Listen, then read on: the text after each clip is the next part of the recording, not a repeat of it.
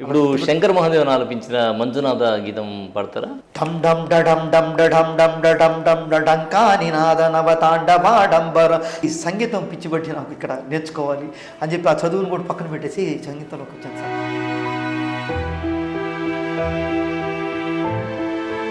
ఏదైనా కాంపిటీషన్స్లో పాల్గొనడం కానీ ప్రయత్నం చేయడం కానీ? లేదు సార్, చేయలేదు సార్. ప్రయత్నం చేయలేదు. నాకు ఎప్పుడు ఆడిషన్స్ ఎక్కడ జరుగుతున్నాయి ఇన్ని కూడా తెలియదు సార్.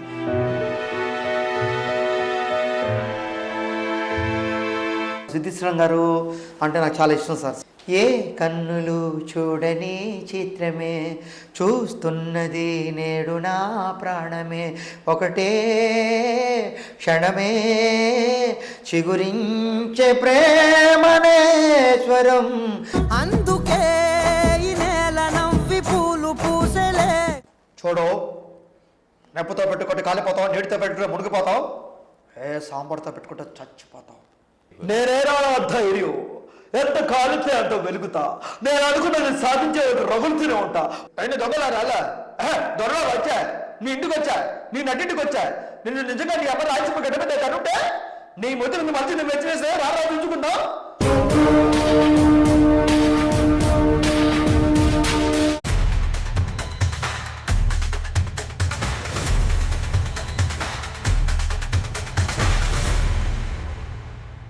అసలు శ్రీ తుంబుర నారద కానీ శ్రీ తుంబుర నారదన ఆ పాట స్వరాలతో పాటు పాడతాను, మొత్తం పాడతారు. ఓకే. ఇప్పుడు శంకర్ మహాదేవన్ ఆలపించిన మంజునాథ గీతం పాడతారా? పాడతాను సార్. ఢం ఢం డడం డం డడం డం డడం డం డడం కాని నాద నవతాండవాడంబర తద్దిమ్మి దగదిమ్మి దిమ్మి దిమి దిమ్ సంగీత సాగేచ్చు సుమగమళవంబర్ ఓంకార గ్రీంకార శ్రీంకార ఐంకార మంత్ర బేజాక్షరం మంజునాథేశ్వర ఋగ్వేద మాజన్య దుర్వేద వేదం సామ ప్రగీతం కర్మ ప్రభాతం పురాణేతిహాసం ప్రశుద్ధం విశుద్ధ ప్రపంచైక శుద్ధం విరుద్ధం క్షుదీత నకారం మకారం శికారం వకారం యకారం నిరాకార సాకార సార మహాకాల కాలం మహానీలకంఠ మహానందనందం మహాట్టాట్టహాస జటాజూట రంగైక గంగా సుచిత్రం త్వడుగ్రుగ్రనేత్రం సుమిత్రం సుగోత్రం మహాకాశ భాషం మహాభానులింగం మహాభక్రువర్ణం సువర్ణం ప్రవర్ణం. వెరీ గుడ్, వెరీ గుడ్, చాలా బాగా కొడుతున్నారు. రైట్.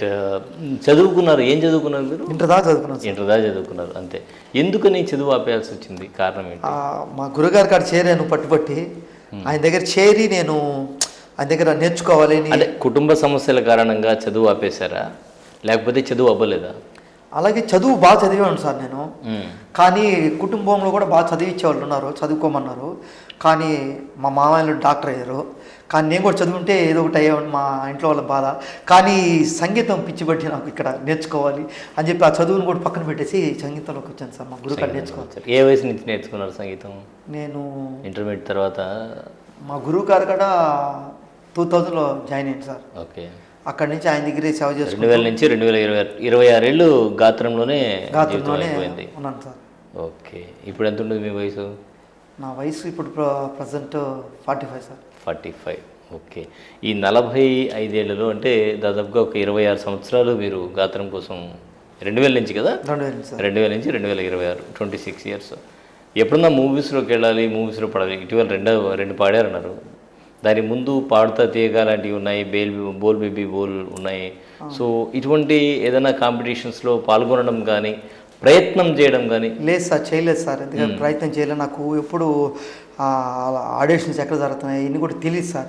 ఈ మధ్య ఇండియన్ ఐడల్ కొన్ని శ్రీదేవి డ్రామా కంపెనీ పాడు అని చెప్పి చెప్తున్నారు. సిద్ధిశ్వరం గారు అంటే నాకు చాలా ఇష్టం సార్. సిద్ధిశ్వరం గారు అంటే ఆయన పాటలన్నా నాకు చాలా ఇష్టం సిద్ధిశ్వరం గారి. అలాగా ఆయన పాటలు బాగా వినేవాడిని, పాడేవాడిని. సిడ్ శ్రీరామ్ పాడినటువంటి ఒక పాట పాడతారా? పాడతాను సార్, చాలా ఇష్టం నాకు ఆయన సాంగ్స్ అంటే. ఆల్మోస్ట్ ఇష్టం అన్నారు కాబట్టి ఒక పాట. ఏ కన్నులు చూడని చిత్రమే చూస్తున్నది నేడు నా ప్రాణమే, ఒకటే క్షణమే చిగురించే ప్రేమనే స్వరం, ఎదలో వనమై పొంగేటి నువ్వనే అందుకే ఈ నేల నవ్వి పూలు పూసలే, గాలులన్నీ నిన్ను తాకి గంధమాయలే, అందమైన ఊహలెన్నో ఊసులాడలే, అంతులేని సంబరాన ఊయలుబెలే, ఏ కన్నులు చూడని చిత్రమే చూస్తున్నది. అయితే మీరు వాయిస్ కూడా మార్చేసినారు, శ్రీశ్రామ్ లాగా వాయిస్ కూడా కొంచెం మాడ్యులేషన్ మార్చినట్టారు కదా. ఓకే, తర్వాత ఏంటి మీ డ్రీమ్ ఏంటి, ఏం కావాలని? నా డ్రీమ్ ఏంటంటే నేను మూవీస్లో పాడాలి, ఫేమ్గా పేరు సంపాదించాలి. నాకు అంతే సార్, డబ్బు గిబ్బు మీద ఆశ లేదు. ఆ పేరు నిలబెట్టి ఇంకా కుటుంబ నేపథ్యం ఏంటి? మా గురువు గారి పేరు నిలబెట్టాలి. ఆయన చనిపోయారు, బుజ్జి గారి శిష్యుడు శేషు, అంటే ఆ పేరు నిలబెట్టడానికి యాక్చువల్గా ఆయన చనిపోయినప్పుడే నేను కూడా చనిపోదామని అనుకున్నాను. ఒక లారీ కింద కూడా పడ్డాను ఒంగోలులో, కానీ మా స్నేహితులు రక్షించారు. అప్పుడే మా గురువు గారు మళ్ళీ కళ్ళకు వచ్చి నాకు చెప్పడం జరిగింది, నువ్వు ఎందుకు ఇలా మూర్ఖంగా చేస్తున్నావు, నేను నేర్పించింది విద్య ఉంది కదా, నువ్వు ఎందుకు బుజ్జి ఆర్కెస్ట్రా రన్ చేయని చెప్పేసి నన్ను కళ్ళలోకి వచ్చి చెప్పడం జరిగింది. అప్పటి నుంచి ఆ బ్యానర్ రన్ చేశాను, టైప్ చేసుకొని రన్ చేశాను. ఇప్పుడు అదే ఆర్కెస్ట్రాని రన్ చేస్తూ జీవనం అదే. జీవనం అదే. జీవనం అదే. ఓకే, ఏంటి ఎంతమంది పిల్లలు ఏంటి? నాకు 3 కొడుకులు, 1 కూతురు సార్. ఏం చదువుతున్నారు పిల్లలు? పెద్ద ఆయన షాప్ చేస్తాడు, స్టిక్కరింగ్ షాపు. పిల్లలు చదువుకుంటున్నారు సార్. ఓకే, చదివించండి పిల్లల్ని. చదివిస్తాను సార్, కష్టపడుతున్నాను సార్. కష్టపడుతున్నారు కదా, కష్టం. ఎన్నో అవమానాలు పడి, ఇప్పుడు ఒక తండ్రి, అమ్మాయి కాదు సార్ గొప్పది, తండ్రి కూడా చాలా గొప్పడు. ఎన్నో ఆటపోటు బయటికి వెళ్ళి తిట్టించుకొని, ఎంతోమంది స్నేహితుల దగ్గర ఎన్నో అవమానాలు పడి, ఆ పని చేయలేక ఈ పని చేయలేక ఎన్నో తిరుగుతూ, నాన్న కూడా ఎంత గొప్పడో మీకు 2 మాటలు చెప్తాను సార్ పాట రూపంలో. ఓకే. నాన్న నాన్న నాన్న నీ ప్రేమ ఎంత గొప్పదో నాన్న, నాన్న నాన్న నాన్న నీ మనసు ఎంత గొప్పదో నాన్న,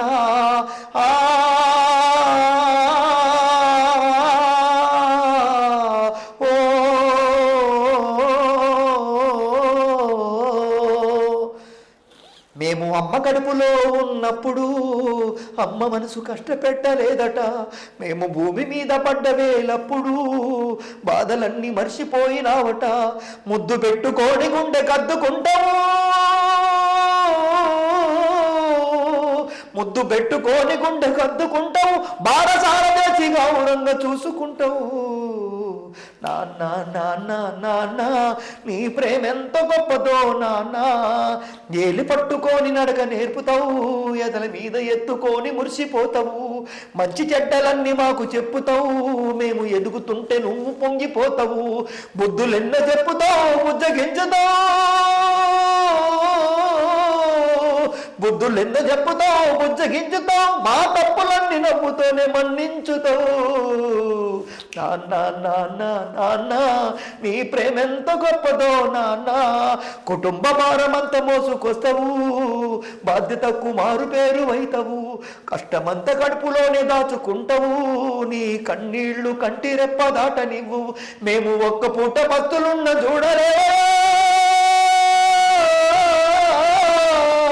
మేము ఒక్క పూట బస్తులున్న చూడలేవయ్యా, నువ్వు ఎన్ని బస్తులున్నావో చెప్పలేవయ్యా, నాన్న నాన్న నాన్న నీ ప్రేమ ఎంత గొప్పదో నాన్న, నాన్న నాన్న నాన్న నీ మనసు ఎంత గొప్పదో నాన్న.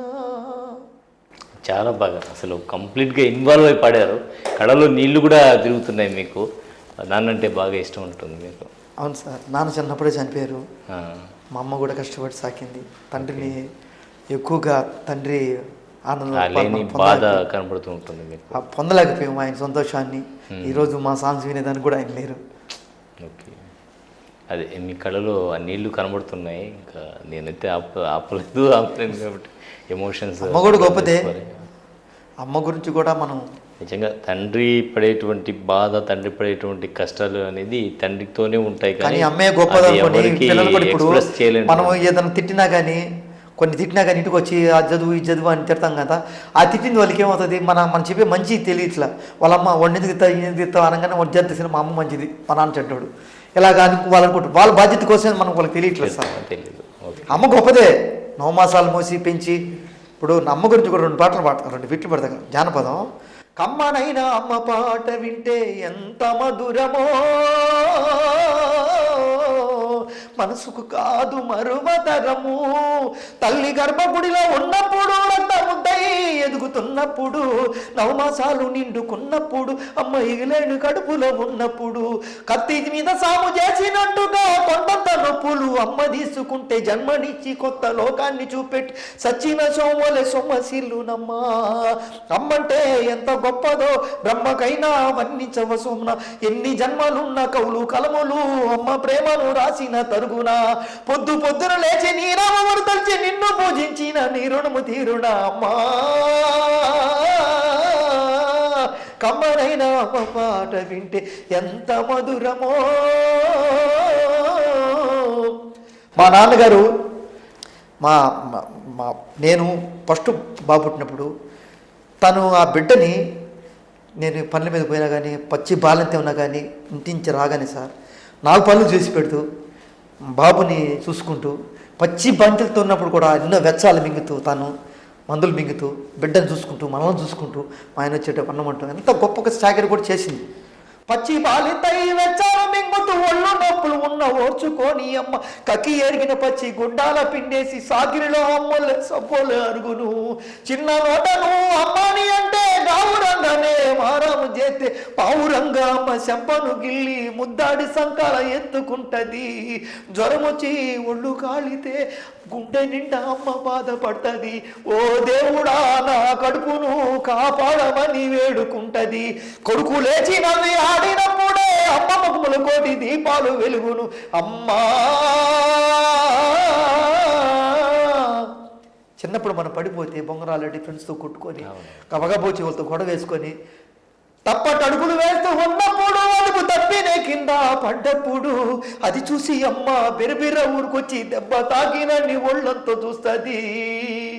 మేడ మిద్దెలు లెక్కలేనని ఉన్నా, ఆస్తిపాత్రులు లెక్కలేనని ఉన్నా, కడుపు తీపి మేడ మిద్దెలు అనుకుంటుంది, కన్న కడుపు తీపి ఆస్తి పాస్తులు అనుకుంటుంది.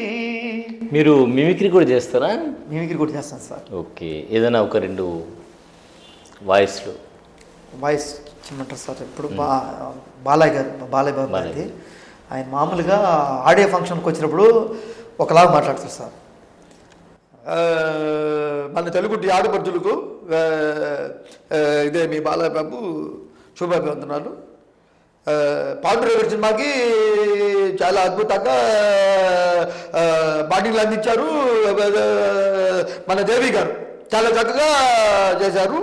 అలాగే ఈ పాటలకి చక్కటి సంగీతం అందించిన వారు కీరవాణి గారు చాలా చక్కగా చేశారు.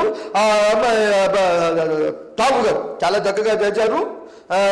చక్కగా పండింది, మా వందనాలు అని అలా చెప్తారు. మామూలుగా రియల్గా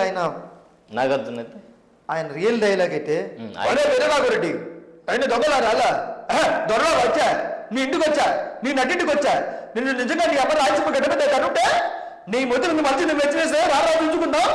నీ వల్ల చిన్నప్పుడు నీ కాలు చాలురా, నీ కంఠం నువ్వు తప్పడానికి నీ వంశానికి విలువ ఎంత, నీ పౌరుషానికి ఉన్న పబ్బరు ఎంత.